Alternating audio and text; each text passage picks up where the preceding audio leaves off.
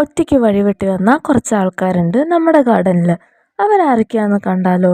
ആദ്യത്തെ ആള് ദേ ഈ പയറാണ്. പൂവൊക്കെ വന്നിട്ടുണ്ട്. പൂ മാത്രമല്ല, ദേ ഇപ്പോൾ 2 പയറും വന്നിട്ടുണ്ട് കേട്ടോ. ദേ അടുത്ത ആള് ഇവരല്ല, ഈ പച്ചമുളക് ചെടികളല്ല, ദേ ഈ പൂവ് മോട്ടറിൻ്റെ ഇടയിൽ കൂടെ എങ്ങനെയോ വന്നതാണ്. എങ്കിലും ഇപ്പോൾ കുറേ പൂക്കൾ ഉണ്ടാകുന്നുണ്ട് കേട്ടോ. ആൻഡ് തേർഡ് വൺ കൂട്ടത്തിൽ പ്രമുഖൻ ദേ ഈ പപ്പായ മരം. കുറേ പപ്പായ ഉണ്ടാകുന്നുണ്ട്, പക്ഷേ വലിയ പപ്പായകളൊന്നുമല്ല, ചെറുതാണ്. എങ്കിലും ഇന്നലെ ഒരെണ്ണം പഴുത്തിട്ട് നമ്മൾ മുറിച്ചെടുത്തു. ആൻഡ് ദ ഫോർത്ത് വൺ ഈ മാതളങ്ങ.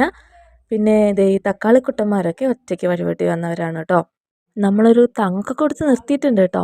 പിന്നെ ഈ പൂക്കളൊക്കെ കുറേ ഉണ്ടാവുന്നുണ്ട്. നമ്മളിപ്പോൾ ഇടയ്ക്ക് ഇങ്ങനെ ടാപ്പ് ചെയ്ത് കൊടുക്കും. അപ്പോഴാണല്ലോ പരാഗണം നടക്കുക.